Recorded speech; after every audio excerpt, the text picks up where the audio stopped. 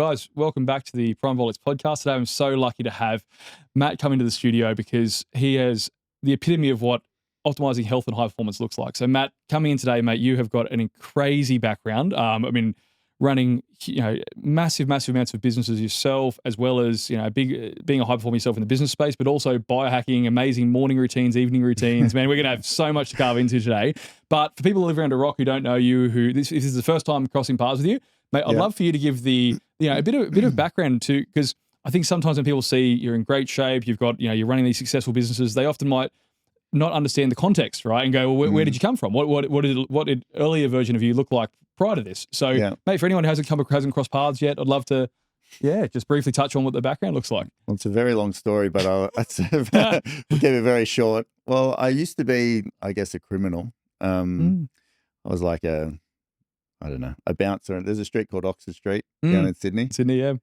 I'm 53. So 30 years ago, it used to be the party strip. It was very fun. And I just ended up in the whole sort of underworldish scene, and a drug addict badly, and then ended up homeless.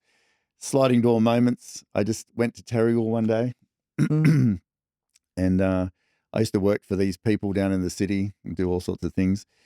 And they were opening another brothel, and they said, "Can you go to Terrigal and look for some girls to work in the brothel?" I didn't know where Terrigal was. But if I didn't go, that night changed my entire life. And I went up there and hooked up with the bikers up there, went to the nightclub, and I met this one guy. He makes me look small. He's like maybe as tall as you, maybe tall. And we got on pretty good. And I met a girl that night. It was her 18th birthday. Never been to a nightclub before. She meets me. I said, "Can I have your number?" And at the end of the night, she wrote it down, fortunately.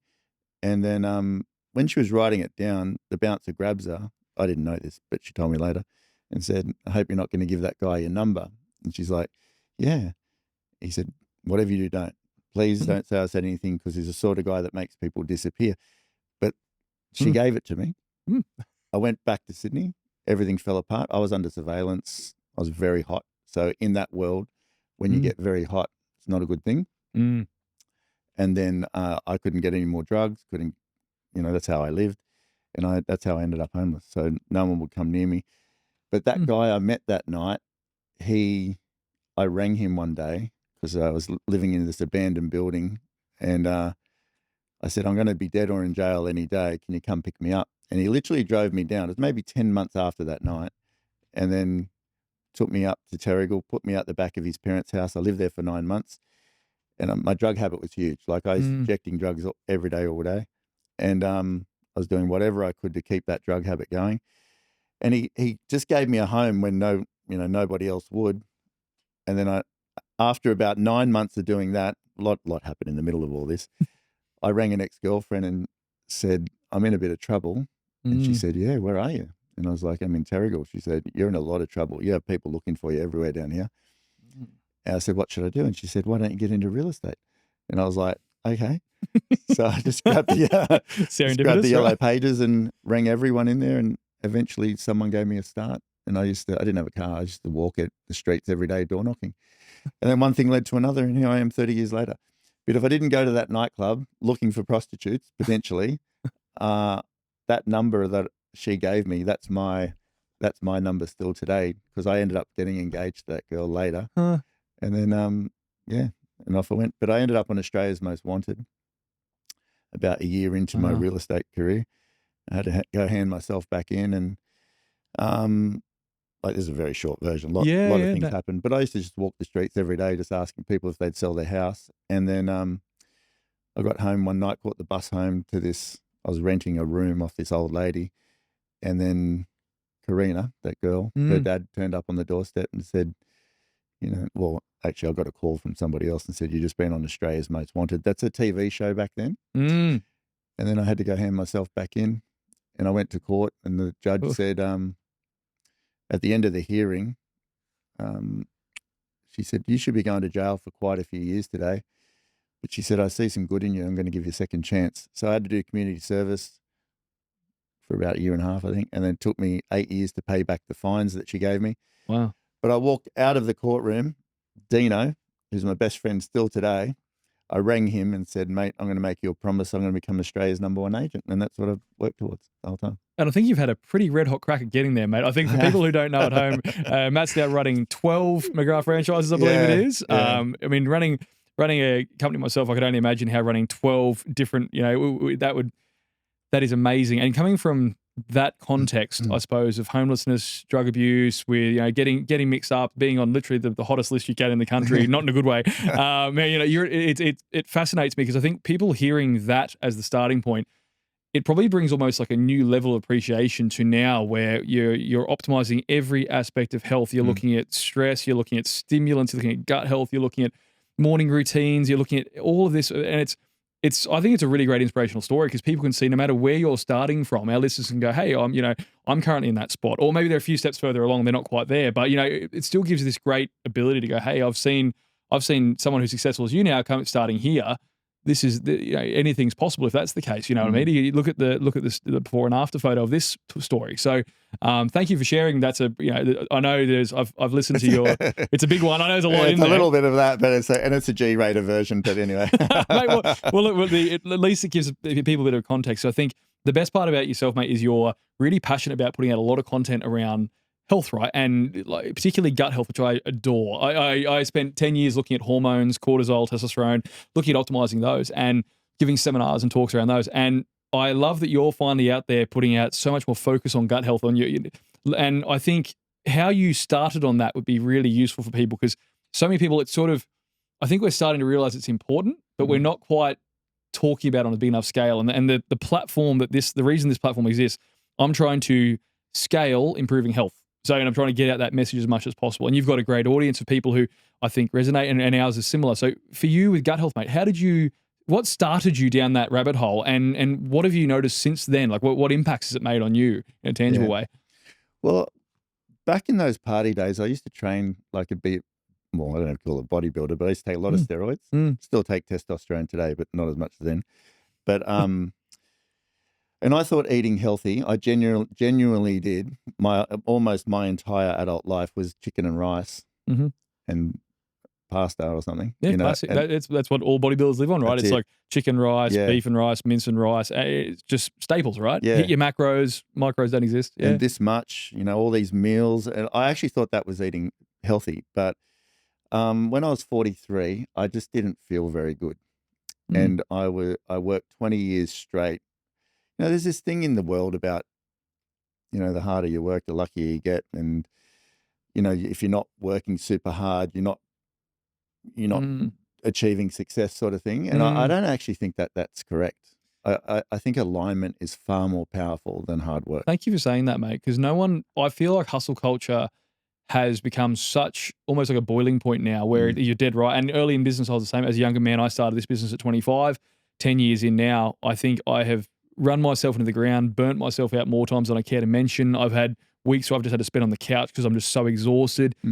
I know exactly what you're talking about when you say, and I think a lot of people share that similar journey, right, where they get so run down and beat up. And the worst part is then you've got that guilt trip running in the back of your mind. Go, if I'm not, absolutely screaming it throughout. If you're not worn out, you're not doing enough. Bingo. If you're not if you're not burning out, you're not working hard enough, and your competition is. So keep doing it. Sleep when you're dead. All that messaging. And I just go, if you actually knew how the human body works, like you would understand that we were never designed to function like that. And you do a lot of talking about, like energetics and energy and frequency and so on, and how different it is coming from just blunt force traumaing yourself into the world and creating things from I'm just going to bulldoze through this and work as hard as I can, to creating stuff because you're at a place where you're attracting it, right? And so I love it's a balance of both. I didn't. Sorry to cut you off. Please do. It's a balance of both, I think. And it's not one or the other, because you can't sit here in full alignment and just watch Oprah every day and feel amazingly calm and anything's going to happen. Yep. But you can't work too hard, or you can work hard, but in a way where you've got your engine running really well and you're enjoying it. But as soon as resentment or overwhelmment clicks in, your frequency changes and you become less effective. So it's like balancing the both. Yeah. If you get that right, you will literally hit the moon.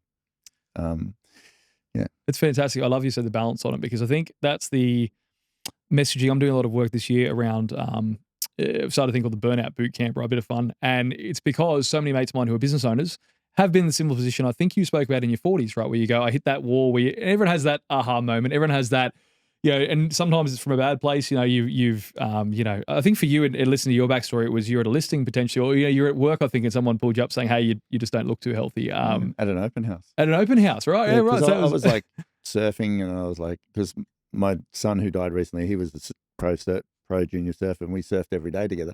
But I was like, wanted to get leaner so I could ride a thinner surfboard. And a guy come up at an open house and said, are you all right? You just don't look very well. I was like, oh, okay. Wow. Yeah, but I didn't feel good either. I just, I know a lot more about health now than I did then. But I could feel I was going to get sick. I could feel it. I just, the energy of it, on the outside, I looked like I was doing well, but on the inside, I was dying slowly. And that's powerful. I could feel it. But I went to the doctors and he said, your testosterone is 0. I had no sex drive. It's 43. Another friend is a naturopath, and he checked the cortisol, and cortisol's through the roof. He goes, I'm surprised you're still standing up. Like, you are literally like redlining. So I decided to make a change. Like, I started taking testosterone again.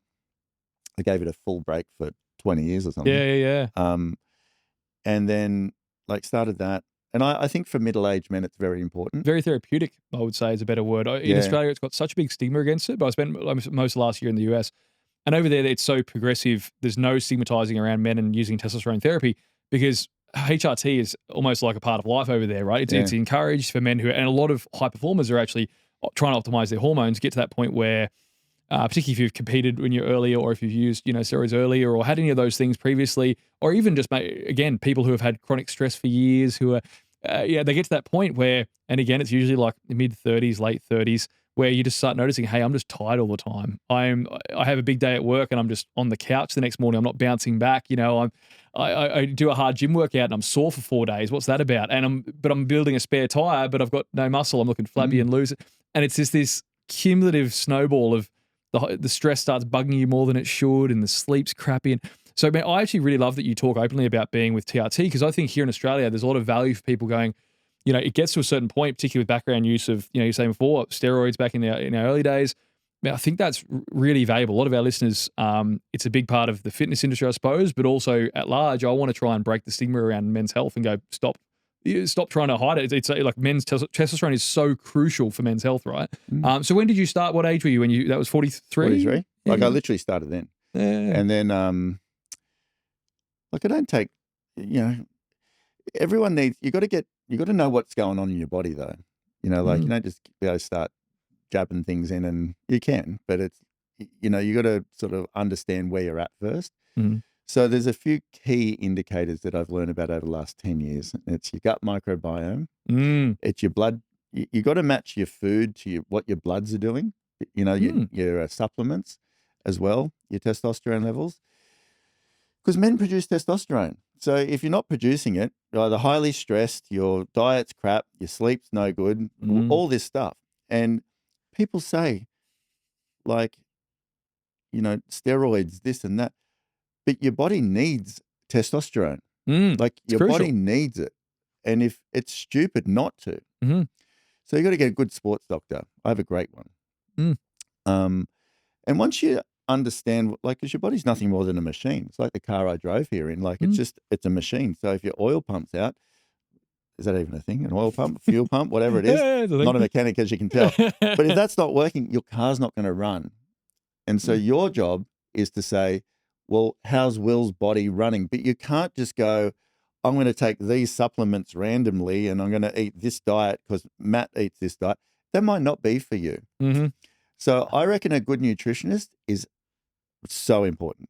A good sports doctor, same thing. And then your microbiome, you need someone who can read it, because the bacteria in your gut is literally the motherboard of your whole body. If you don't know what's going on in here, you don't know what you're feeding. I used to be grey when I ate chicken and rice. I looked like the food that I did, and I used to put fake tan on all the time, every day. Now I don't touch fake tan. I wouldn't put it on my body if you paid me. Yeah. But colors come back to my body. my energy. I used to take a couple of naps a day. I couldn't have drove here years ago. I would have had to take a nap on the side of the road because I was exhausted all the time. Now I have an abundance of energy. At now I'm like 53. I'm like thinking, oh, I wish I knew this in my 30s. Mate, this is all just, I'm just like smiling while you're talking because that was the biggest feedback. So when we did like a gut health like focused launch last year, and some of the biggest feedback was energy straight away, right? So and a lot of antimicrobials. So you're dead right about bacteria, and we'll jump into microbiome in a second. But I'm just like smiling to myself because I wish too, and I'm lucky. I am in the 30s, learning about it. But mate, for the first time in my adult life, I quit caffeine last year. Yeah. Because of this, after doing a full full antimicrobial campaign and running the gut, and doing a proper concentrated campaign, looking at fibers, looking at the polyphenols in my diet and so on. The difference was enough where I went from living on 200 to 300 milligrams of caffeine a day to 0 stimulants now for 3 months. And like, if you'd told me, before Christmas, hey, no caffeine, I would have, I'll be running from you going, but in the industry, like the fitness industry runs on stimulants, you know what I mean? Like it's all fat burners and pre-workouts. Mate, so bad for you. Oh, it's crazy. You don't need it. Like you don't need it. Once you fix your frequency, you don't need it. And you look at it, it actually make you feel worse. If you took it, so I haven't taken I used to live on energy drinks. Like so common. So common. I couldn't train without it. But for the last couple of years, I don't touch them. And I look at them now, they're nothing but speed. I used to inject speed every day. You qualified on this topic. Yeah. So, and I loved it. Like I did. That's why I become a drug addict. It's not because I don't want no sympathy. I actually loved it. Like, and I put that over everything because I wanted to be a maniac. And it made me a maniac. And I enjoyed the stimulate. I loved injecting it and a rush through your body. Fantastic. When I started taking pre-workout, and I didn't take it for a long time. I didn't even think it existed when I was younger. But a few years back, I started taking it, and I was like, "This is just legal speed." Yeah, man. It is. Yeah. I don't even know if they have speed anymore these days in the drug world, but it was big when I was younger. But I was like, "This is just legal speed," and I'd like have one scoop, and then you get used to it, and you're having 1.5 scoop. It's no different than having a line. Then one day you're like, "Oh, I'm sick of the lines. I just stick it in a needle and get it straight in there." It's a bit like that. I was on 2 scoops, then I was on 3 times a day, and then this and that. And I couldn't train without it. And when I stopped taking it, I was like, this is not good for my sleep. Because when I started to get into sleep, that changed for me. Because you can try and maneuver around the caffeine as much as you want in the day before lunch and this and that. It's no good for you. It's no good for your cortisol. It dehydrates you. It restricts your capillaries in your brain. It does so much stuff. I don't know what the benefit tastes like. Rubbish. Like coffee tastes like dirt. And then pre-workouts, just all chemical. So what's the difference between vaping or pre-workouts? I don't see any. It's just all chemical. And if you're in the gym and you want to look your best, you got to feel your best. Because if you're feeling your best, you'll end up looking your best. But it's the other way around. I used to say bodybuilding is the healthiest looking unhealthy sport internally. Like unhealthy on the inside, healthy on the outside. Yeah. 100% agree. 100% agree. Because you're just caning your body. And for what? So you got a bit more shredded delts or something. But I'd rather look a little fatter now, just a little fatter. Like I used to run at 6% body fat all the time, year round. Wow. Yeah, wow. Maybe 6.5, all year round. Peeled. Wow. Taking Tren, you name it, I was taking it. Like I was taking a millitren a day, and then on top of Sustanon, 5-6 mil a week. Wow. It was so much other things, but I was taking to look good. Yeah. I was feeling rubbish, and that's powerful message. What's the point? A few more veins and things. Now, I just take a cruise mode all the time. Yep. But sleep, sun, no stimulants, because the stimulants go up and go down. What are you going to do with the down? Anyway, when I started to really look into sleep, I was like, that is the number one with your microbiome and sleep. If you got great sleep, you're going to be feeling fantastic the next day. And that caffeine and pre-workout was starting to creep into the sleep a lot. When I was taking a lot of Tren, I had insomnia anyway. But now sleep is, it's just a non-negotiable routine for me every day, like the lead into it. And I think there's so many gems there. One, there's the pre-workout being, as a supplement brand that started for 8 of Do my you 10 make years. pre-workout? Well, man, funny enough, I did a non-stimulant Sorry, I based just rubbished the whole thing. Oh, no, it's great. It's great. No, because I want this podcast to be about that, right? Because I agree. I, for 8 of my 10 years, didn't do a stimulant-based pre-workout because of that. So many people are burning the candle at both ends, living on stimulants. They're skipping, and a lot of people undereat. It's funny, when people come to us for weight loss advice, most of the time, man, it'll be busy mums, busy dads, and they're skipping meals, living on caffeine. They skip breakfast on the way out the door, but they grab a coffee. They're grabbing something light on the go. Again, coffee at lunch or an energy drink at the servo.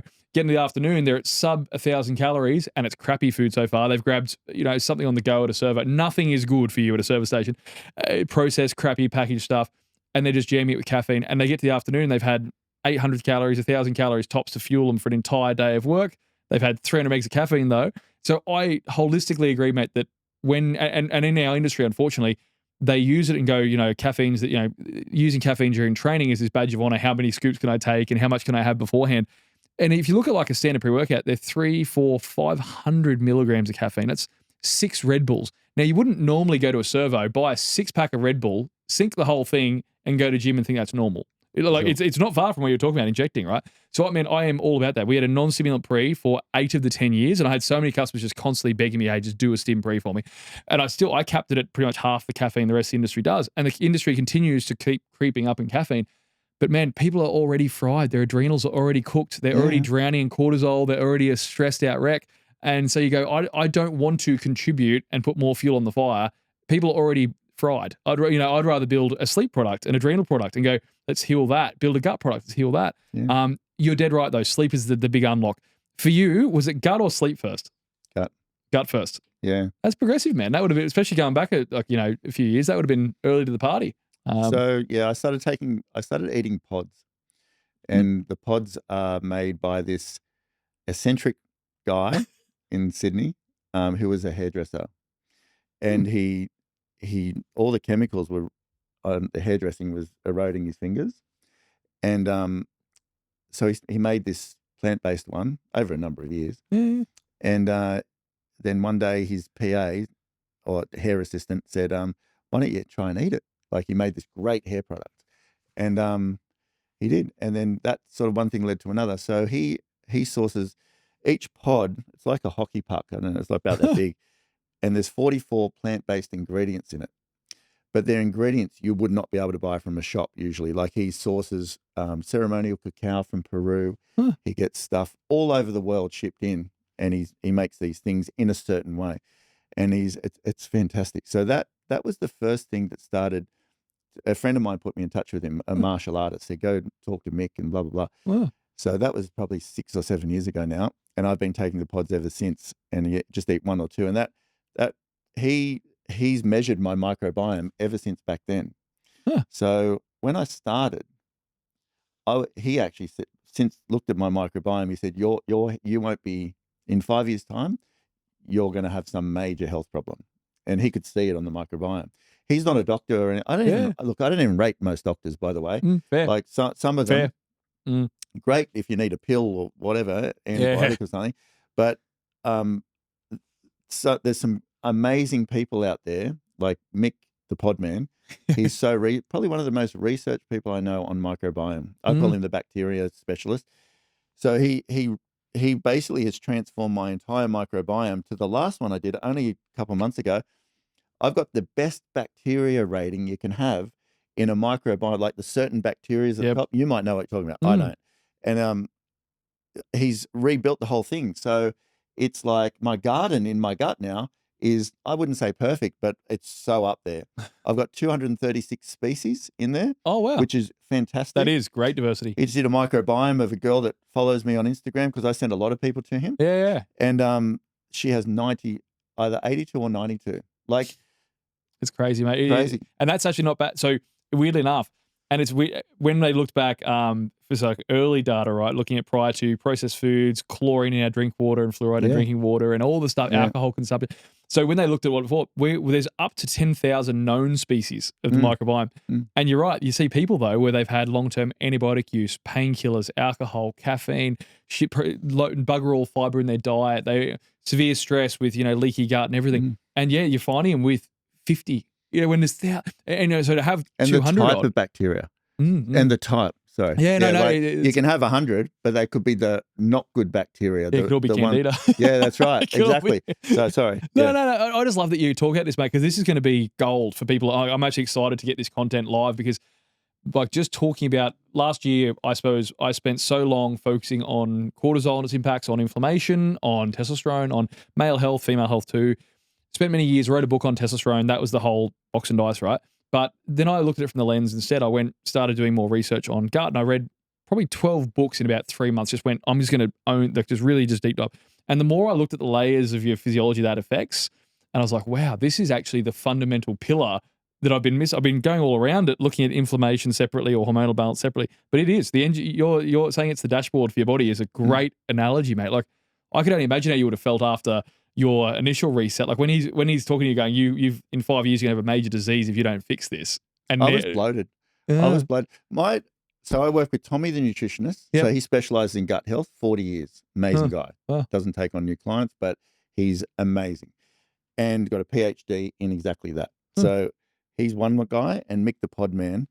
And my inflammation, when you said that, then Will, when I first started working with Tommy was 9, which is quite high. And he said, like, that's where strokes and heart attacks start to come into play. Yes. And that sort of stuff. Since working with him and the thing, it's 0.7 now. So less than 1. Yeah. But the inflammation is nothing more than, well, I'm only talking my Yeah, no. language. This is great. It's great. There's nothing, and people don't understand it. But when you got inflammation, your body's just not happy. Bingo. Basically, like it's just like it's annoyed. It's angry. And it's inflamed, and that's going to go somewhere. So that people wonder why you get all these diseases. Like inflammation is the precursor for disease.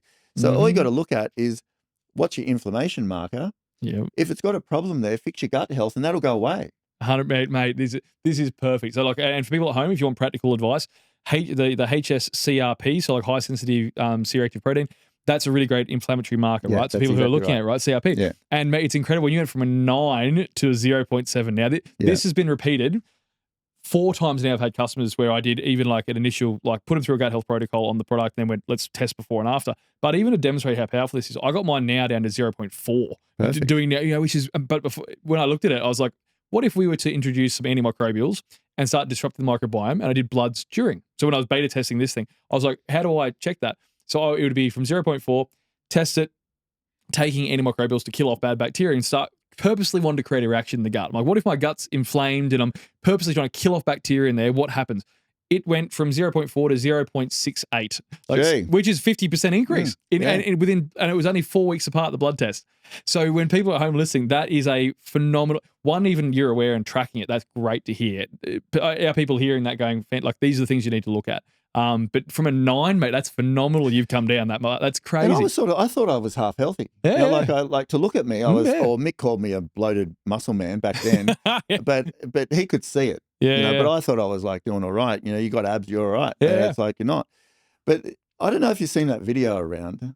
People wonder why, sickness is, all this stuff.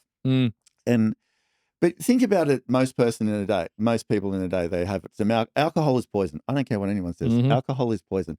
It is no good for you. It is poison. It will get rid of an infection if you put it out here, like an alcohol. That's what they wipe. Alcohol swipe. Put it in your gut. It's going to cause problems. But think about a person. You said it before, Will. They'll go to the service station. They'll get this food. They'll go to eat some processed stuff. They'll emotionally eat and chocolate at home, and then they'll have an energy drink, and then they'll have some alcohol. You give your body no chance. Like no chance. I will not put not one thing that's not one ingredient whole food in my body. I don't need nothing else. The pods, 1 ingredient whole foods, and water, coconut water, not one thing. People write to me on Instagram and say, isn't it like boring living the way you do? And I'm like, boring how? Like I'm just treating my body the way it should be, because it doesn't like processed stuff. I don't know if you've seen that video on TikTok where the scientists have the gut microbiome, and they put a drop of energy drink into it, or pour some energy drink on it, kills the microbiome. They do one with alcohol as well. Yeah. They do one where they put a drop of alcohol in there I saw as well. that too. And it killed like dead. Like and like put it on the petri dish, look at it under the microscope, and literally watch it and watch the bacteria slowly just stop and die. Absolutely, it's crazy, mate. And we've got a garden in here that's so amazing and magical. it will literally run your entire body. And, you know, I can't even explain how good it is. It's like, I don't even have words for it. It's magical. But we're putting this stuff in it that's killing. It's like going out and just spraying Roundup all over your garden and hoping the flowers bloom. Doesn't work. Oh, man, and then you look at the environmental burden part where there is actual Roundup on the food. Mate, don't get me started. And we eat it. Yeah, and then we eat it. Right? It's bizarre. I mean, it's like no other species of animal in human history would ever put poison on our food and then willingly eat it, right? But here we are. So but dead right. We've got this amazing, complex, diverse, and garden's a great word because I think people at home who are going, "What is this microbiome thing? It's complex. It's weird." Well, you know, there's like 10,000 species of them. It bugs, and they make up like 3% of our body mass, right? Like they're actually a huge part. They're the singular biggest organ by biomass in our body. So they are the most influential thing you've got for producing neurotransmitters for brain function, but also what I didn't realize, all my years of being a burnt out business owner for years and years and years and years, chronic stress smashes it, you know. Nervous system. It smashes gut health. It really does. That was what my biggest thing was. I thought same as you. I was like, okay, chicken and rice for years, competitive bodybuilder's background. And same thing. I was like, okay, cool. I've tracked macros for 10 years. I've always looked at my food, you know, I weigh everything. And same thing when I put this in with antimicrobials, I thought, I'll get through fine. I'm pretty healthy. It knocked me for 6. Initially, you know, I had a lot of die-off, like Herxheimer reactions, had a lot of die-off of bad bacteria. I was like, wow. But then you read into what does long-term stress do to your gut, and it cooks it. You know, it causes the gut to be permeable, the like leaky gut to be very, very prevalent. A lot of inflammation too. So I can imagine how you running the businesses that pace you do, and real estate's high ticket, high stress. There's a lot on the line, right? So I can imagine it would just be a high stress lifestyle you would have been leading. For sure. All for what too? You know, like become the best at this and that and whatever. That's what I was saying before. I think it's a bit like eating. You know, like eating. You don't need as much food as you think you do if you eat the right food. Like 2 meals a day, 2 of these shakes. I don't know what these shakes are. These your ones? Yeah. But like 2 are, you know, if these are good for you, which I'm sure they are, but it's like if you had 2 of these and 2 good meals in an eating window and give your body a rest for the rest, you don't need no food than that because it's great food and your body, like, it gets all its nutrients. It's happy. You know, people eat too much. They snack too much. They this and that. And it's like your body just can't cope with it all. It's a lot of time of having to constantly process things, isn't it? And I'd love to see yours. Well, you mentioned it way back, and I probably brushed over it. But you said so you're working with a nutritionist who customizes what you should be eating as per your bloods. And I think you're also plant-based too, correct? I'm plant-based. Well, I eat eggs. Yep. So it's not really plant-based, but it's 97% plant-based. But I'll eat 3 eggs at lunch, and at dinner I'll eat 3 sardines. Yeah, I gotcha. Sometimes at eggs at dinner. I'm trying to cut down the protein a little bit at night, but I eat no later than 6. Yep. Okay. I like my eating window between 12 and 6. So lunch at 12:30 or 12, and then dinner at 6 and no later because you need all that. I'm not telling you anything. No, but I love this. This is for people at home. People don't realize when you eat, your blood's got to go. Like your body can't focus on 2 things well. So it burns about 1,000 calories a night to sleep. So when you go to sleep, your body needs all this energy and focus to rebuild and recover and take care of it and rejuvenate for the next day. It's an amazing process, sleep. It is, isn't it? Yeah, but if you eat too late, your body sends all the blood and focus to your stomach to digest the food. That's why I every night 20-minute walk after dinner. Nice. Yeah, just to makes you poo, but it's like that's good. You know, it gets it out. Gets moving. Because if you go to bed full stomach and all the food from the day, you know, it's like it's very heavy, and you try it. You eat at 8 o'clock at night, see how well you sleep. Because once you get used to eating at 6 o'clock or before, there's the odd time I have to eat at 6:30 because I get home a bit late. I've got a 2-year-old amongst the other kids. But it's like that's life. Yeah. But you got to eat less. You know, like I'll eat like just some salad and just a bit of, like, not half as much, but close to, because you got to digest it before you go to bed. You know? The other thing I wanted to say about which we haven't spoken about quickly, is you got your microbiome, but energy comes from your mitochondria, which I didn't know. You know all this. No, right? but this is awesome. I'm not telling you anything. No, but I need this message out because people need to hear about the mitochondria is the next big holy grail. So please go on. So when you got an energy drink, so like if this is an energy drink, people go, I need some energy, and they drink this drink, and they get this fake stimulant, synthetic energy. Yeah. But in your cells, and you correct me if I'm wrong, but I only learn what I learn along the way from Tommy and these people. But I start to live it. So I hear it and I live it. And then each cell has 320,000 motors in it, called mitochondria. So the whole point of your microbiome, or one of the biggest things, is to fuel and feed the nutrients to your mitochondria. So it makes them run. It's like any motor. It needs fuel.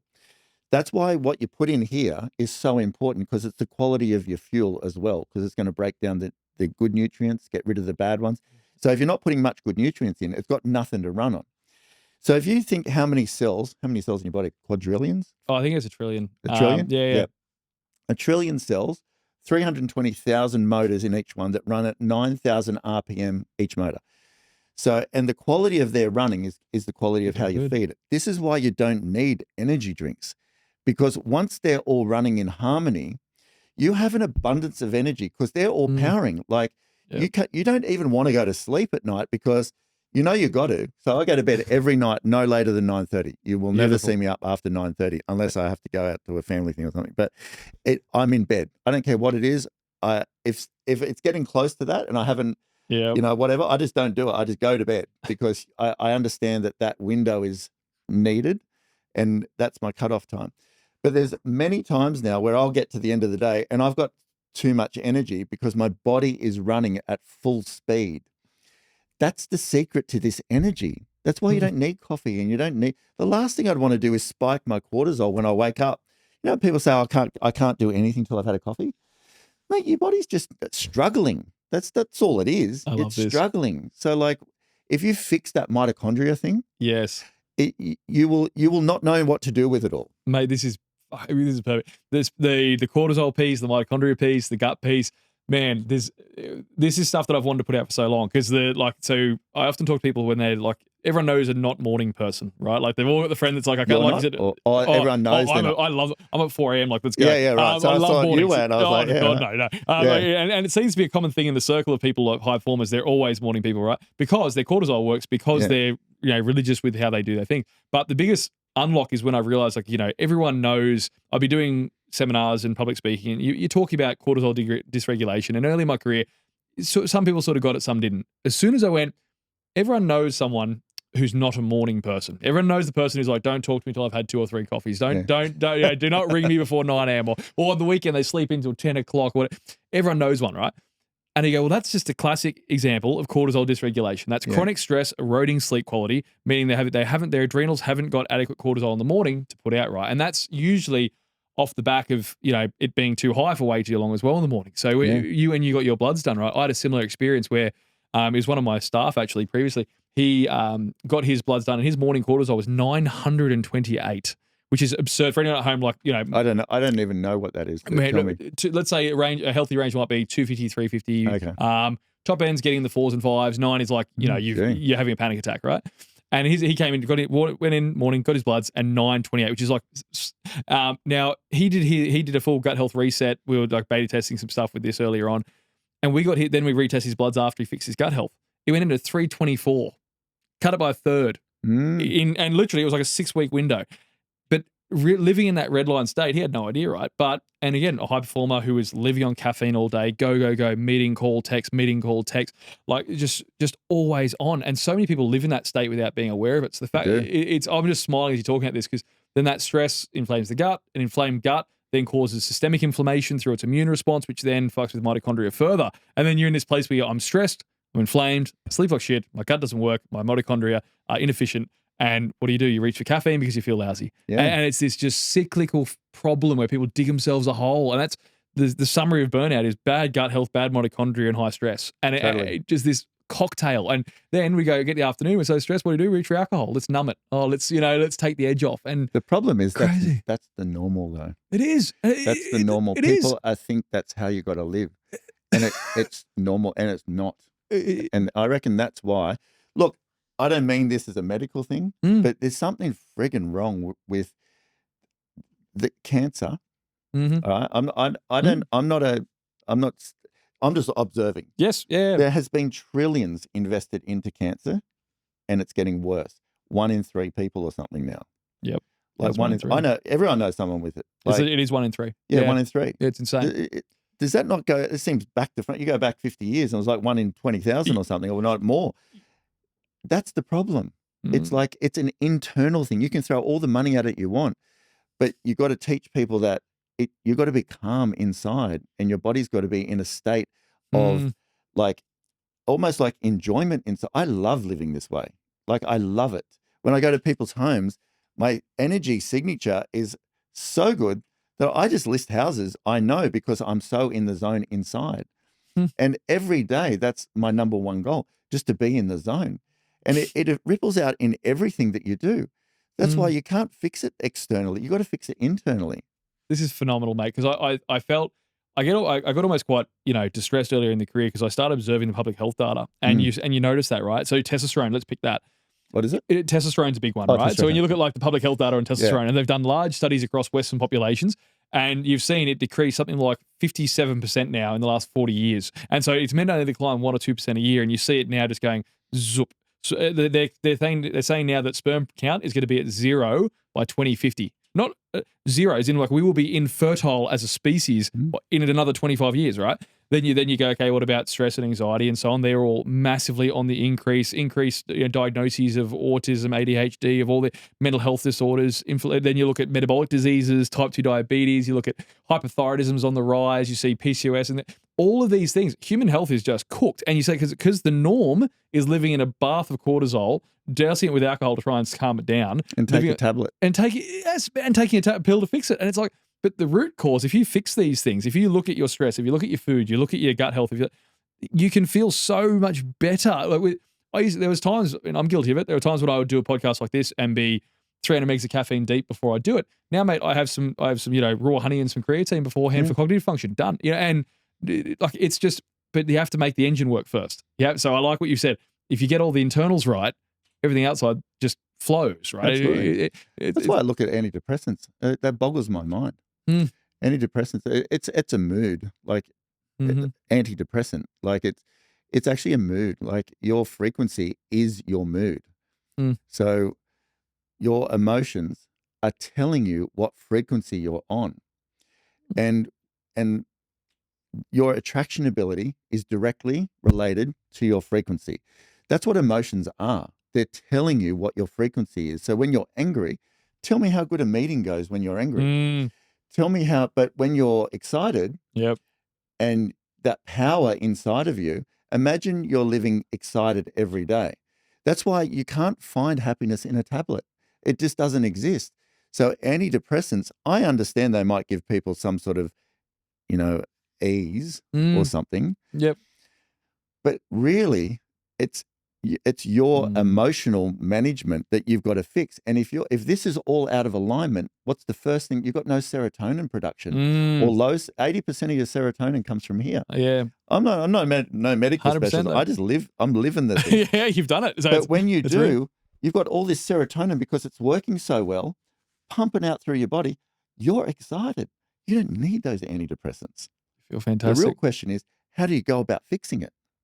Well, that is a real question, because I think we've done a lot now on, I suppose, the importance of it, and I love the way you've explained it is a really great way, because, like you said, it's you live it, right? Which is it's a powerful teacher. It's like the other guys you've spoken about, where they're all self-taught. I'm the same. I self-taught all of this over the last 10 years, and it's just purely from interest. Then you implement it in your own life and you do it. So I think that'd be the next step. Then switching gears would be going, well, how do you practically? What does this look like for you each day? How does this show up for you each day in your life? Then, like, what does living a high performance lifestyle like your podcast, Chasing Optimum, right? So what does Chasing Optimum look like on the daily with food, with starting in the morning, and particularly around the food? I really want to know a lot there, because I think that's the big gut health unlock. You can take all the supplements in the world, but if the fuel is average, if you've got no fiber, kaput, right? So yeah, mate, I'd love to see what your day looks like while you're chasing this optimum picture. I think you got to start slowly. That's the best advice I can give anyone. Like, someone could be watching this, single mum. And like I just had I had a message last night from a single mum, message like this, struggling hard, trying to work, juggle things. But you got to start slow and do what you can. So it might just be, I know people go, I see a lot of things like Alex Hormozy and all that saying morning routines and all this are rubbish and, they're not going to make you successful. And I sort of disagree. I think that they'll make you energetically successful. And the money side of it, yes, I understand some people attach it to that. And money comes when you're feeling good anyway over time. But if you can only do a 10-minute morning routine before the baby gets up or something, but you can stick to it, because consistency is everything. Like, I know we understand that, but you've first got to be consistent if you want to see consistent results in your life. Like, I think a lot of people let themselves off too easy, where my number one goal in the beginning was just to bookend my days, morning routine and a night routine. I wanted to bookend them because I was giving myself to everybody. I had nothing left, zero. I just didn't feel great. I was smiling, but not on the inside. So in the morning, simple. I have a long one, like a deluxe one, a medium one, and an express one. With a 2-year-old, you never know what you're going to get. Yeah. So quite often it's the express one, and it's just a bit of breathing, jump in the ice bath, and out you go. And that's it. Yeah, that's fine for me. Clicks in. My ice bath -1, staying there for a minute or two. I used to do 6, but don't need to now, in and out. And I'm starting the day because, like, you got to set the tone for the day. So that was my number one goal. And then stick to that over a period of time and get used to it. Don't go slowly. I learned off Mick the Podman and Tommy the nutritionist. They didn't change my diet all around in one day. This was over a couple of years. So when I started taking the pods, Mick the Podman said, just keep your diet the way that it is. Don't change it. Because if you change too much, you're not going to stick to it. Little bit. This is so powerful for for guys in the fitness industry who are listening to this. Like, it is such a big. Quite often we see the before and after photo. Unfortunately, we don't see what's after the after photo because you're right. They'll do the 12-week transformation because they've radically shifted the entire life. They've cut out booze, cut out processed food. They've cut out, completely transformed their meal plan from what they used to eat to now a whole strict thing. But then they stop that after photo. So I like that, the small attainable steps. I think that's probably one of the things that attracted me to your I suppose content was that people like the single mums listening, because we have a big range of people who use Primabolics products too. A lot of people who are the busy parents who are just trying to get through the day, right? People who are struggling with energy, shift workers. We get all of them, and it's why people always ask me. Like, I struggle to define who our normal customer is because we have so many people, but they're just one thing. If you can just consistently anchor one thing at all, it's like it's the thing. Well, which is your protein shake? This one? Yeah. Right, this one. So I don't know what this one is. I'll definitely try it. So I have Tommy's ones. So he makes protein shakes. Or people are going to get your one. 10:30 every morning without fail. This. Okay. So 10:30. Yep. Just do that. And when I say do that, you know how many people will do it for a week and then just stop. Yeah. Or they do it at 11:30. Or they do it at on and off and on and off. Do one thing really well. So I have this at 10:30. I have my meal at 12:30 within half an hour range. Yeah. But and then another shake at 3:00, and it's like a rhythm. I think when you learn to do that, I think that's what good thing about routines are, because the way you do one thing is the way you do everything. If you just teach yourself, that's what I mean. Start so small like that. Do that at 10:30. I don't know what this is, but as I say, that's it. That's our protein. Right? Yeah, that's it. It's naturally sweet. So that alone will start changing your gut microbiome, because you're doing it consistently. The body loves consistency. It does. Yeah. It's why I love that you went on the consistency with the bed routine too. I think the other one of the simplest fixes that helps cortisol so much for people is just stop going to bed midnight one night, 9 p.m. the next, or redlining all week. Then get into the weekend and just being and they'll have usually. So I had a cop who was a shift worker for long term, high patrol, and doing 12-hour shifts. And his cortisol was all over the place because he was a shift worker. Asleep when you're meant to be awake and vice versa. And all we did for him was get a consistent bedtime routine, and literally didn't eat before I even introduced supplements. And the impact that had on his cortisol was massive, because you're right, your body loves consistency. It loves anchoring habits, going, I know now I'm meant to be getting tired to be in bed by 8:30. I'm the same, 8:30 to 9.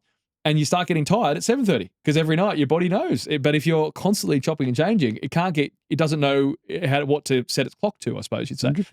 So with yours, you're an 8:30 sort of guy, 8:30, 9:30 as well. I love that. Yeah. And you're getting that quality of sleep. And do you sort of track sleep quality or look at any of those things? Or send me mad. I used it for a while, like the thing, but I'd wake up anxious thinking about what score I got. You don't need it. Like you don't need, if you got your routine down pat, Yep. and because I have a sauna every night, and then I have like eat, drive-o walk, sauna, and then ready, like you say, your body starts going, and I reckon 95% of the time I have a really good sleep. If I can almost tell if I don't have a good sleep, I can pinpoint why. It was like maybe I ate a little bit too late, or like I never don't eat carbs at night like I used to. Like, and you know, if you ate carbs too close to dinner, you'd be like waking up at 2 a.m. when, you know, your liver's trying to whatever it's doing. But you can, once you get really good at this, you can almost, you don't need a thing to say, oh yeah, you got 90% score. Yeah, I know that. It's like, yeah, but you should get it all the time anyway. That's what I'm saying. Yep. Once you're consistent, your results will be consistent. So it's no surprise. So what do you need this thing on your wrist saying, what? I don't understand that now. I like that because I think one of your videos, which is really powerful, is that I don't track calories, right? And Never. This is a great one because the whole fitness industry lives on MyFitnessPal, and I myself, as like competing for years and so on, it became a habit as well. And I think one of the great things is talking about like food quality, the micronutrient content, and how your body's functioning now, how you approach food. So I suppose that like with how you approach nutrition, and I mean you're a big guy, you got a lot of muscle mass on you, you train, you know, regularly as well. What does fueling look like for you to try and keep? I mean, to make sure you're eating enough, but also you know, like you got to know.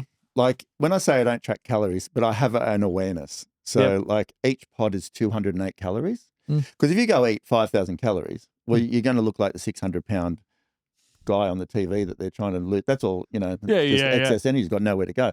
So I sort of have those apps and things are not bad to learn and understand. But again, like the sleep thing, once you know, you don't need to sit and take a photo of your food and go, how much is this? Because you shouldn't be eating it anyway if you don't know. So like if with my lunch, for instance, it's in the car, I make it every day and it's just cos lettuce, sardines, or cos lettuce, 3 eggs, ginger, tomato, cucumber, like it's the same meal. I eat the same meal within one or two ingredients, you know, that changes, and then the same dinner. So I sort of know what I'm eating. I'm in this band. So I don't snack. I don't eat other things because they're not good for you. Like I'm not going to get an egg and bacon roll. I don't need to know that. I know exactly what, like I said, I only eat organic 1 ingredient food. I don't eat nothing else. It's amazing because I think it's funny that's we're at a point in society where that's almost contrarian, right? Which is bizarre because it's like, and with thankfully though it's finally been talked about more. Last week, RFK turnover in the States, like flipping the food pyramid, right? Which is blew everyone's mind, but is so logical. And for so many years, people who are, you know, eating in ways that is nourishing their gut and helping them with, you know, give them actual energy, not just synthetic energy. Like that should have been so obvious that we should be eating whole foods and we should be focusing on, you know, getting plenty of fruit and veg. How did we need to do a government program to flip that around for people to? But anyway, but a lot of those people want us sick anyway. A lot of money in sick people. There is, Don't get me started. Oh, it's a thing. It's a thing. But no, I just like that. There's some. That's just my opinion. No, but it's true. There's an industry built on it, right? And so it's fascinating hearing like the simplicity there of just going, look, I eat similar foods at similar times each day. I go to sleep at similar times each day, and I bookend it with an ice bath and a sauna, right? And sauna, brilliant, right? And for people, but then you don't go. It's not elitist to this as well, because then we can go at home for the single mum who's messaged you late at night going, hey, I'm struggling. Just a simple thing. Start with a shake every day at 10:30, done. You know what I mean? Like just have one consistent habit and then just stack around that. That's actionable. That's good. Time will change. Yeah, sorry. No. Time will change, like time in a season. You know, when you're building a business, for instance, or you're a single mum with, say, a 3-year-old, that 3-year-old will be 6 one day. But in the meantime, that's what I'm saying. You can only do what you can do. So you try and change that around too much, you're going to implode because the kid needs 85% of your attention. Just like a business, you know, I put a lot of work into our business and I don't run it. Like I list and sell houses. My business partner does. So I was acutely aware of my strengths and not as well. So I don't have anything to do with running it, but I'm in there selling houses with my own little personal team. But that's what I'm saying. Have a longer term view because a single mum that's taking care of a kid that's working, and mate, what are you going to do? You're only going to get slithers of time, you know, slithers. And then in that slither, like you can have a protein shake, you can make your lunch, you can have dinner at a similar-ish time. Yeah. You're not going to get to bed all the time because your toddler might not go, whatever, but You can wake up with no alarm clock, and which is a must do, because if you wake up any earlier, you're not ready to get up, but a toddler might get up earlier. But just got to deal with what you can at the time. Like you might be able to control 10% of it, but the 90% is needed. But that will change as the kid gets older. I've got 7 kids, so I've done it. I've been married 3 times, so I've got a bit of experience. Good hindsight into all you of got that. a good resume for this, yeah. Yeah, but that's what I mean. Like even with the health thing now, like I train every day at 3 o'clock, and I have a factory with it, like one of these where we're at now, but full of gym equipment in there. But that's taken years for my team to understand. Matt trains at 3 o'clock every day, so it's all still working around me, and I'm making calls between each set. Yeah, right. But it took a long time for that to happen. Whereas, I was used to doing appointments at night as well, or close to. I don't do them now. People ring and ask me, and I just say no. But it's taken a long time for life to work around that. That's what I mean. Time and a season. Do what you can now, but work towards the ideal sort of setup. I've got the ideal setup now for me, but it's taken 10 years for that to happen. Man, a good way of putting it, of framing it too, I think, the seasons. You see that in a lot of, like whether it's traditional Chinese medicine or Ayurvedic medicine, because I love a lot of herbal medicine for how I formulate supplements, and that's how they talk about it as well, is in seasons, right? And I think in business in particular, because you've got that real grind hustle phase where it's just going to absorb all your time. It's like being a new parent. It's going to absorb all your time for a window. And so customizing what's important for you at that point is about understanding what's your handbrake, what's your bottleneck, and for parents, often it's the sleep for new parents, right? That's the bottleneck. So if we can just do anything that's going to help optimize the sleep you're going to get, beautiful. That's probably your biggest handbrake at, helping with cortisol, helping with energy, helping with everything. The busy, burnt out professional, it's probably making sure, hey, can we keep up enough nutrients to those people? Can we fuel them properly? Can we pull back on some stimulants? Probably the sleep piece too. But for everyone, the foundational one, the gut health part, man, is so good that you're talking about that on your platforms, because, mate, I think if more people went from that route of inside out with health, I think we wouldn't have any of those conversations we've had on this podcast of people profiteering off sick people and, people like massive increases in cancer and all those things. That wouldn't be a conversation we'd be having right now if people just looked at these fundamentals, right? Absolutely. So mate, so now in a day where you've crafted it to sort of fit that, I'd love to see you did your morning and then you bookend it in the evening. So so our nighttime going down, we go to a walk after dinner and then we sauna. That's our... Yeah, like in the morning, I do my thing before Summer gets up. Then I actually make Tara's breakfast, who's my wife. Tara's breakfast, Summer's breakfast, my own lunch. Then I take Summer out for 20 minutes while Tara's having shower doing a thing. I take Summer out for 20 minutes of sun every morning. Beautiful. Must do. 20 minutes of sun is like one of the highest health protocols. And then I get ready after that. And then go to work, do my thing. And then come home. And then when I get home, I'm pretty much helping make Summer's dinner and then mine, but then it's the landing. I call it landing routine. So morning routine I call takeoff routine. It's like a plane takes off, cruises down. That's the way I see it every day. That's sort of what a plane does. And the cruising altitude, that's why the morning's so important, because the cruising altitude, you want to keep that zone feeling going, because things go so much easier. That's why in the morning, if you're rushing and you're like feeling so like screaming at the kids and do it, we all life happens. Don't get me wrong, we all do things like that. Life happens. But if you can control it the best you can, so you head into the day at a cruising altitude frequency, like a zone, and then at the end you're landing, and your landing routine just needs to be the same all the time. It just needs to be eat at no later than 6, and then do your 20 minutes of walk, and then you do your sauna just half an hour after that, or a hot bath. Like you don't have to have a sauna, hot bath. And then I just have a lukewarm shower. I was doing ice bars that was a while ago, but cold showers. But I think it actually makes your mitochondria work a bit hard. So before bed. So now I just have a lukewarm shower. So I'm still a bit warm. But a bit cooler. I'm not sweating. I sleep. I actually sleep in a separate room because I just find it hard to sleep with someone.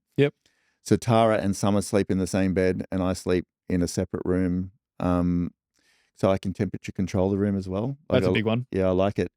I like it at 20, but Stormy, the German Shepherd, she sleeps in my room as well. But she likes it at 22, so we're doing it 22 now.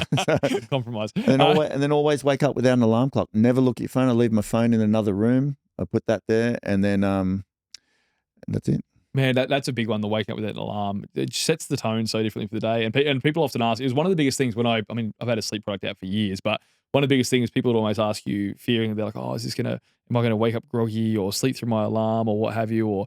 And I go, but once your cortisol's in, like, once your rhythm's corrected and you're at a place where your adrenals actually work and you're not burnt out and you wake up with like you can't sleep through your alarm because you get up at the same time and you actually have energy to get out of bed. You want to start the day and you're motivated. You're like, yeah, cool. You feel it, like it wakes you up naturally and you're like, oh, morning. It's the weirdest thing. It's like it's almost weird that's such a surprise for a lot of people when they first start getting deep quality sleep. You know what I mean? It's almost like they're surprised in the morning now. They're like, oh, I wake up for my alarm and I actually feel good. Whereas before it was hit snooze, wake up, drink a coffee, start the day. Yeah, they're just dragging ass from the start. I like you addressing that, how you start your day. Whether if you start in chaos and stress, and you walk out the door, and you got breakfast half over you, and you just get in the car. You're like, oh, fuck, to meetings, calls. How do you think it's going to go? That's brilliant, mate. To wrap this all in neat little bow, because I think we've covered some really good stuff, and we've got a morning routine, cruising throughout the day, the evening, and so on. If someone's listening to this and they are going, look, I resonate with where you were before. A lot of my guys, it might be the jacked, puffy, swole guy, as your pod guy says. Alternatively, it might be the single mum at home. But for your favorite place, if someone, if you were going to impart one good message or one place to start, or where you think is the most important to start, what would you do as a party message for guys to sit at home to go to? What would be the first place you'd look, and how do you like to tackle it? With gut health or just with health? Mate, do in general. I'd like to do in general because. So gut health and stress and so on, all the things we've spoken about, we're talking about how important gut health is, how important stress is, how important energetics is throughout the day and so on. So if there was like one big life hack, your big lever that you'd pull, the first thing you go, the most important thing you need to learn to try, to kickstart you in the right direction, where do you start, people? What's your first rock you go? Well, I think consistency is the number one thing, like in everything. So my goal now is to run at peak state energy every day. That's my number one goal. And you can't do it without consistency. So your body will respond to that. And then your food that you're putting in your body, I know a lot of bodybuilders eat these 6 meals a day and all this sort of stuff. You're killing yourself. You are literally killing yourself.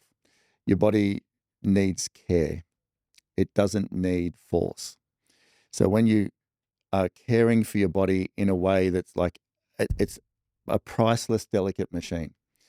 So if you take care of it in a way that it will perform, you'll last a long time, but you will enjoy each day more. So I would say the food that you're putting in your body is everything. Like it's, the chemicals and the food, but also the rhythm and the quantity. And then once colors, eat the rainbow, and you just do it a couple of times a day and just watch what happens. Like, I think there's a lot of pressure out there in the world. There's a lot of pressure. People are struggling. People feel stressed. And I think the way to safeguard yourself is to chase the frequency of it. And the only way to do that is to make your body happy. So, yeah, that's all I would say. The consistency and the food that you're giving your body, the amount of it, and just make your body happy and you'll be good. Mate, phenomenal. I love the areas we've covered today, mate. Thanks for coming on. I think for people listening, you've got you've got an amazing way of simplifying complex topics and giving people small things they can do, but that will make big differences, right? And it's through lived experience. It's not through textbook, which is a more powerful way. I self-taught with all this stuff too, man. I think it's powerful because then when you've done it yourself and you know what it felt like before and you know what it feels like afterwards. You sound a lot smarter than me, by the way. No, man, not at all. No, you know a lot of things. no, but this is self-taught, right? All this stuff is just purely doing. And it's all from, like you had before. You went through life, you've done a lot of businesses and you've hit many walls and had many roadblocks. And you go, okay, my health is going to break or I'm going to die in 5 years or what have you. We all have those moments. I've done the same. I bulldozed through my entire 20s, right? And I was like in the same spot, inflamed, stressed, buggered, bloated, all of it. So not coming from a holier than thou scenario. I'm like, I've just lived a shit scenario for a long time. So, I get it too. But I like that you've brought that perspective today, mate. So thanks for coming on and thanks for passing that value on. Thanks, Will. Pleasure.